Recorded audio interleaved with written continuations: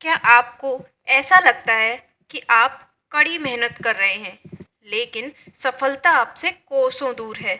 क्या आपका भाग्य आपको धोखा दे रहा है? तो आज की कहानी आपकी ज़िंदगी बदल सकती है। यह कहानी शुरू होती है एक छोटे से गांव में रहने वाले अर्जुन से। अर्जुन एक मेहनती युवक था, लेकिन उसकी ज़िंदगी में सफलता मानो कभी दस्तक ही नहीं देती थी। हर दिन सूरज उगने के साथ वह नए सपने देखता था और शाम होते होते वो सपने बिखर जाते। उसकी खेती खराब हो जाती, व्यापार में घाटा हो जाता और नौकरी के प्रयास असफल रहते। एक दिन एक बूढ़ा साधु गांव में आया। साधु ने अर्जुन की आंखों में निराशा देखी और मुस्कुराते हुए कहा, बेटा, अगर तुम सच में सफलता चाहते हो तो तुम्हें अपनी नियति बदलनी होगी। क्या तुम तैयार हो? अर्जुन ने साधु से पूछा, मुझे क्या करना होगा? साधु ने कहा, तुम्हें एक रहस्यमयी गुरु से मिलना होगा, जो तुम्हें सफलता का असली मार्ग दिखाएगा। लेकिन याद रखो, यह यात्रा आसान नहीं होगी। पहला कदम, आत्म जांच।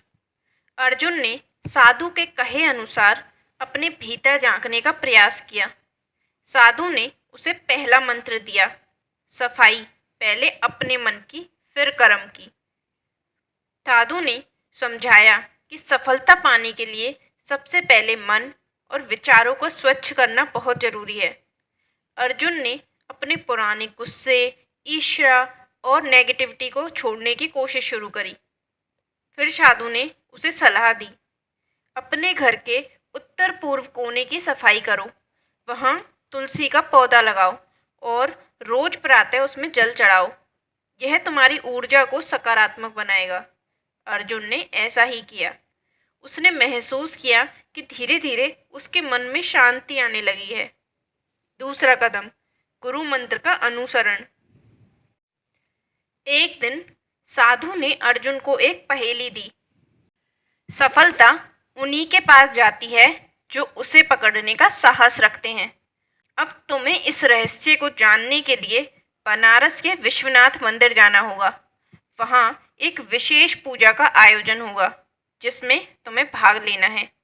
अर्जुन ने अपनी सारी हिम्मत जुटाई और बनारस की यात्रा शुरू की। रास्ते में उसे कई कठिनाइयों का सामना करना पड़ा। पैसे खत्म हो गए, भोजन की कमी हो गई और मानसिक थकान भी हुई, लेकिन उसने हार नहीं मानी। बनारस पहुंचकर उसने विश्वनाथ मंदिर में पूजा की। वहां के पुजारी ने उसे दूसरा मंत्र दिया, ईश्वर का नाम लो और अपने कर्म को पूजा मानो। यह मंत्र सुनकर अर्जुन ने समझा कि किसी भी काम को ईश्वर की भक्ति समझकर किया जाए तो सफलता निश्चित है। तीसरा कदम, गुप्त यज्ञ। पुजारी ने अर्जुन को बताया कि सफलता पाने का अंतिम रहस्य एक गुप्त यज्ञ में छुपा है। इस यज्ञ के लिए तुम्हें 4 चीजों की आवश्यकता होगी। पहला, सच्चा मन। दूसरा, अटूट विश्वास। तीसरा, गुरु का आशीर्वाद। और चौथा, तुम्हारे पूर्वजों का सम्मान। पुजारी ने समझाया कि सफलता का सबसे बड़ा रहस्य है पितृ विसर्जन। अगर पूर्वजों की आत्मा प्रसन्न नहीं है तो उनके आशीष के बिना कोई भी व्यक्ति जीवन में सफलता नहीं पा सकता। अर्जुन ने पितरों के लिए गंगा जल से तर्पण किया और उनकी आत्मा की शांति के लिए प्रार्थना की। चौथा कदम, गुरु की अंतिम सीख। अर्जुन की यात्रा उसे वापस उसके गांव ले आई, जहां वह साधु फिर से मिला। साधु ने कहा, अब तुम्हारे पास सफलता पाने की कुंजी है, इसे समझो। पहला, सुबह उठकर सूरज को जल चढ़ाओ। दूसरा, हर शुक्रवार माँ लक्ष्मी की पूजा करो और घर के मुख्य दरवाजे को स्वच्छ रखो। तीसरा, किसी भी गरीब को दान दो। चौथा, सबसे महत्वपूर्ण, अपने कर्म करते रहो और कभी किसी का बुरा मत सोचो। साधु ने अंत में उसे आशीर्वाद दिया और कहा, सफलता उन लोगों को ही मिलती है जो अपनी आत्मा को स्वच्छ रखते हैं और अपने कर्म में ईश्वर को समर्पित करते हैं। इन सभी धार्मिक उपायों को अपनाने के बाद अर्जुन की जिंदगी बदलने लगी।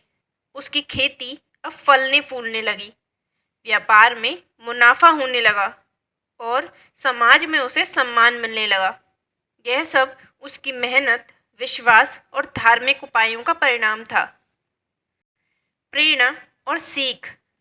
तो दोस्तों, यह कहानी हमें सिखाती है कि सफलता पाने के लिए केवल मेहनत ही नहीं, बल्कि सही दिशा में प्रयास करना भी जरूरी है। अगर आप भी अपनी जिंदगी में सफलता चाहते हैं तो इन सरल उपायों को अपनाएं। पहली, सकारात्मक सोच रखें। दूसरी, नियमित पूजा पाठ और ध्यान करें। तीसरा, अपने पितरों का सम्मान करें। और चौथा और सबसे जरूरी, कभी भी हार ना माने। याद रखें, सफलता केवल कर्म और विश्वास का फल है। तो ये कहानी आपको कैसी लगी, कमेंट करें और चैनल को सब्सक्राइब करना ना भूलें। जय श्री हरि।